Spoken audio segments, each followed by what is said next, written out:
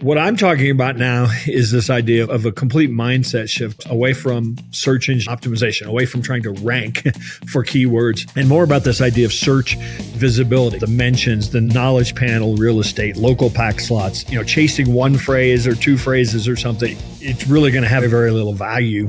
Hello, and welcome to another episode of the Duct Tape Marketing Podcast. This is John Jantz, and I'm doing a solo show. I'm going to talk about search engine optimization, or as I've started to call it, search visibility, because the game is changing. Now, the first question you might be asking yourself is, why is John wearing a cowboy hat? Those of you that are on the video version, I'm wearing a Stetson Open Road.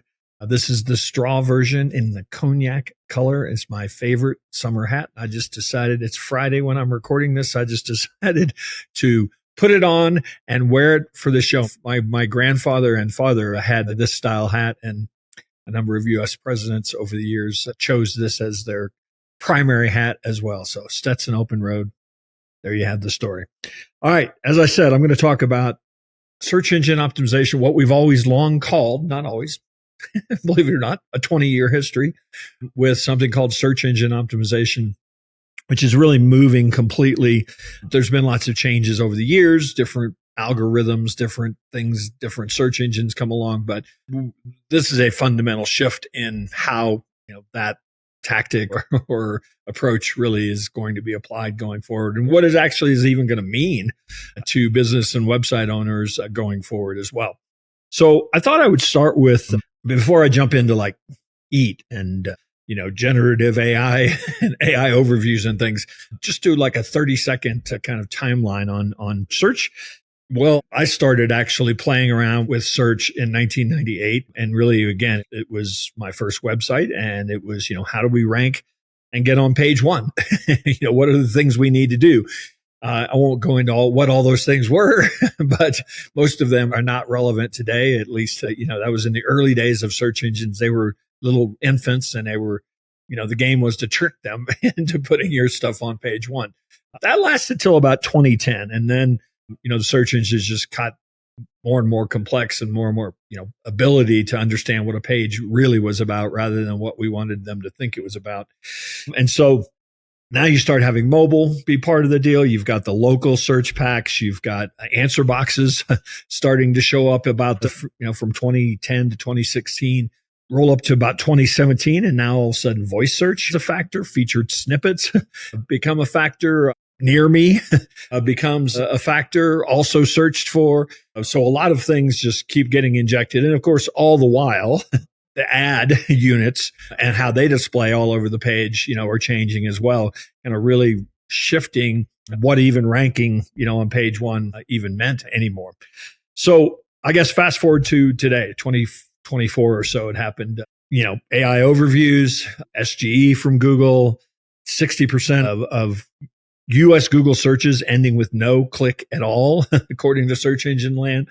The infamous zero click searches, instead of a list of 10 links on a page, we're now to the point where maybe you get featured as a source in an AI answer and hope that generates a click, but 6 to 7 times out of 10 today, that search is just going to end in somebody getting the answer or getting the information that they wanted. So what I'm talking about now is this idea of a complete mindset shift away from search engine optimization, away from trying to rank for keywords, and more about this idea of search visibility. It's kind of your brand's share of the answers, the mentions, the knowledge panel, real estate, local pack slots, really clicks for everywhere that a prospect looks. I think that's what we have to do today. So, chasing one phrase or two phrases or something, it's really going to have very little value unless it's just a very high intent phrase that if somebody searches that, they're not looking for an answer, they're looking to purchase.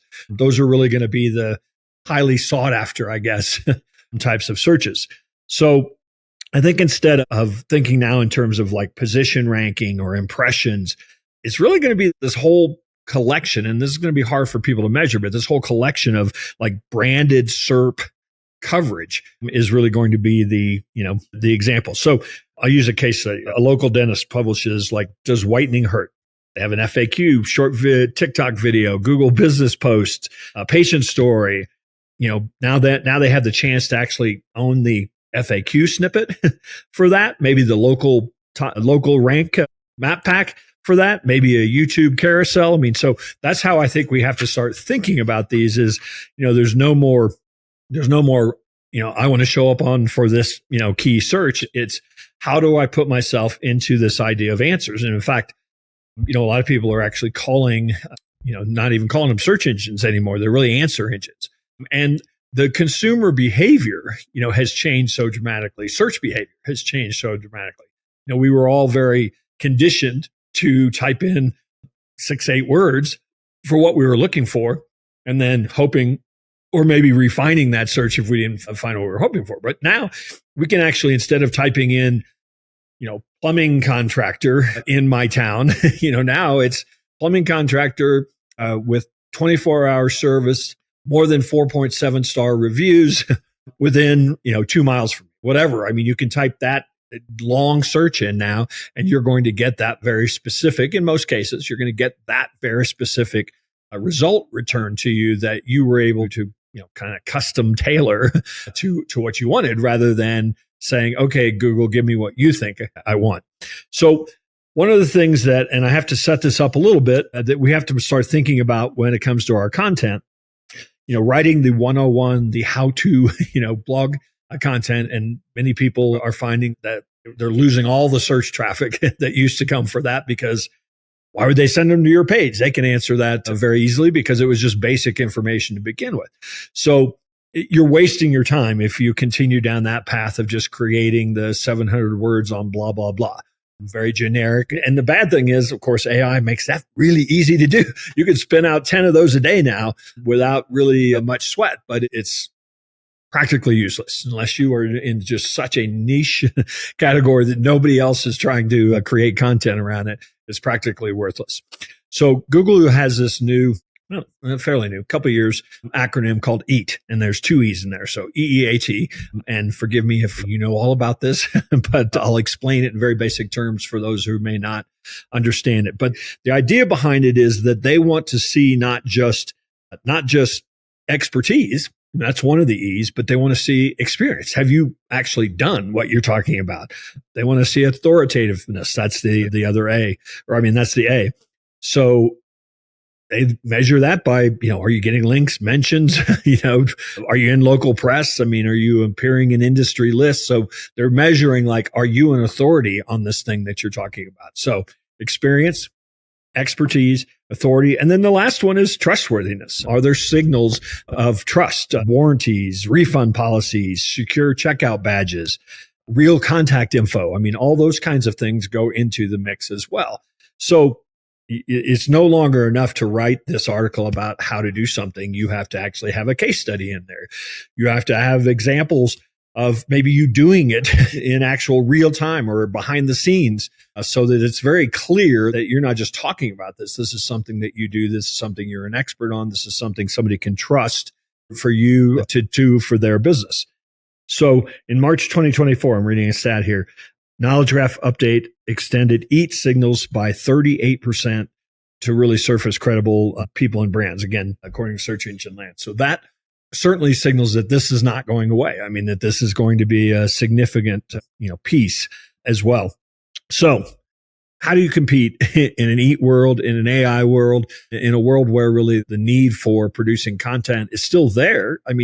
Consumers still need the information. So now it's a matter of, how do we stay visible so that we can get them the opportunity even to get them that information? So first thing is, there's 5-step plan here, right? Okay. Number 1, audit your content gaps. So export all of your site URLs, list the top 25 customer questions, and use Google Search Console. Again, what we're trying to do is find, how can we become an answer engine? So take a lot of your content. And again, this is a place where, some of the AI tools are really good at this. You've written good, useful content.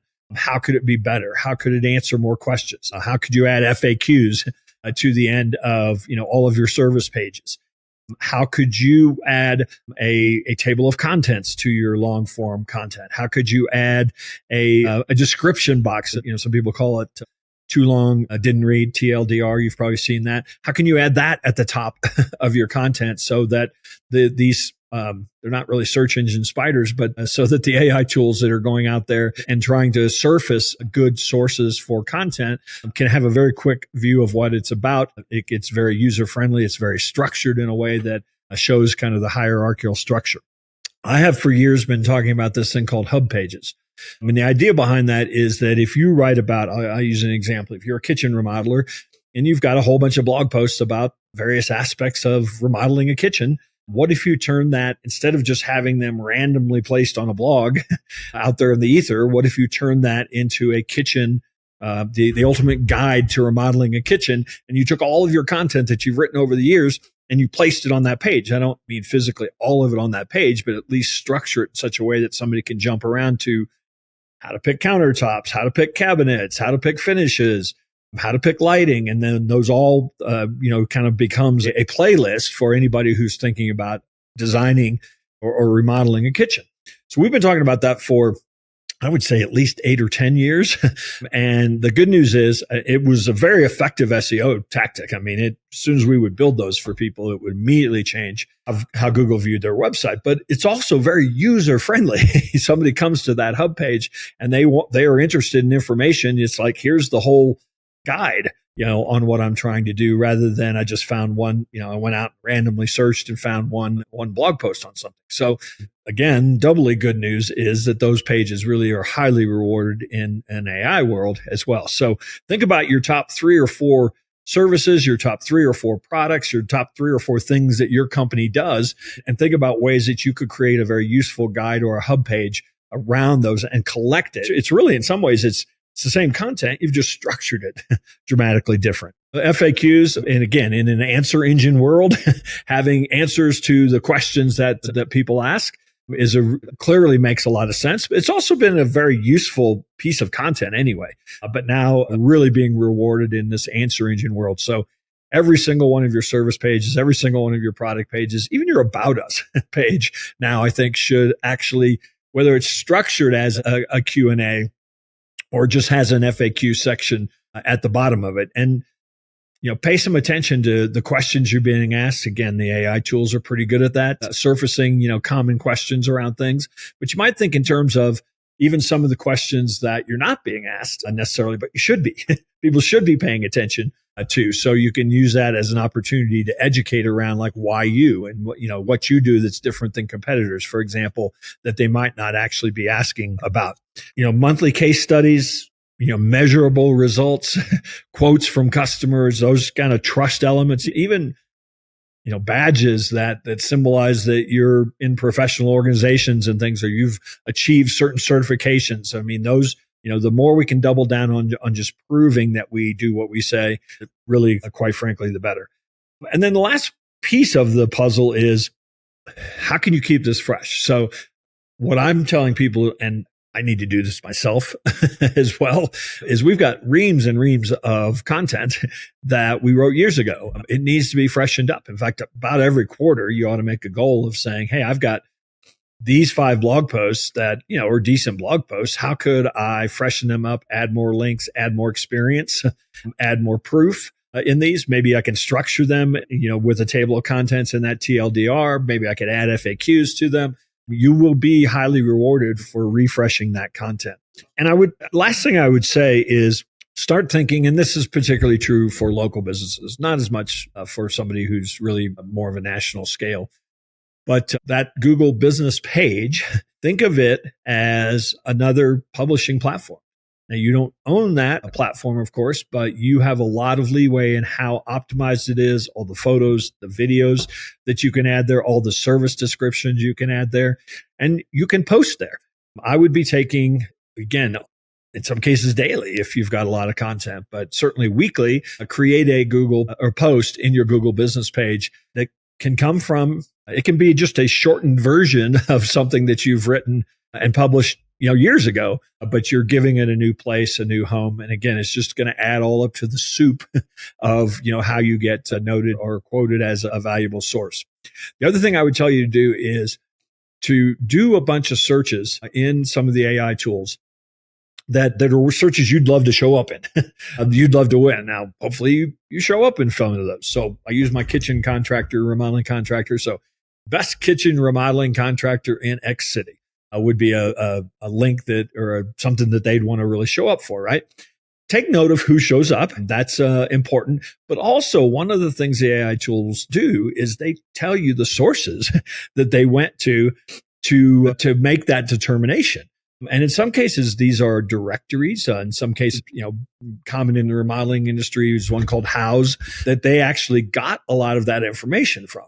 So if you're not participating in any of those sources, or you don't even have a listing in a directory, as obscure as it may sound, there's your checklist of some things that you probably need to add to what you do to get in those directories or to start participating in, a Quora or a Reddit or a House, depending upon, the industry that you're in. So, all right, couple common mistakes. Stop obsessing over a handful of head keywords. It just doesn't matter anymore. Don't write for all algorithms. I think this has always been true. Think in terms of the human question behind any query that somebody is asking. We use a tool called Answer the Public. I highly recommend that you go there. And if you're at a loss for what questions people are asking in your industry, that can be a great resource for that. Frankly, the AI tools are pretty good at it. They can surface what questions people are asking in certain industries. You can't set and forget your website. If I go and I look and there's your last blog post was 2022, we probably got some work to do. This is something that you just need to make it a weekly, monthly, quarterly plan that you're going to do X, Y, and Z and just commit to doing it. Don't obsess over all the tools. Don't go down the rabbit hole. Structured schema is important. There are plugins that can actually do that so that when you write FAQs, the underlying code tells Google or tells whoever's visiting your website, this is an FAQ section. So, spend some time on that part. Don't over obsess about, over engineering tools on this. So here's what I would say. If you got some ideas today, pick one. If you don't have any FAQs, that's where I would start. If you don't have any case studies, I would certainly think in terms of that. If you haven't visited your Google business profile, I would highly recommend that you think in terms of your strategy there. So pick one of the things that I mentioned here today and just start working away at it. Don't listen to all the gloom and doom and look at your Google Analytics and say, oh, my search traffic's down. Because there's a good chance that a lot of that search traffic wasn't that meaningful anyway. It was somebody looking for that how-to article. They were not actually looking for your product or service. So search visibility, being seen where people go to get their information, being seen as an answer engine as opposed to an information engine is how we have to change the mindset. So if you got value, hopefully you will subscribe either to the YouTube channel or to the podcast itself. Love those reviews on Apple or Spotify or wherever you listen. Share the interview. Share this episode with one business owner who needs a little marketing clarity, who would like a little simple, effective, and affordable, good old duct tape marketing practical advice. All right. That's it for today. Thanks for tuning in. Hopefully I'll run into you one of these days soon out there on the road.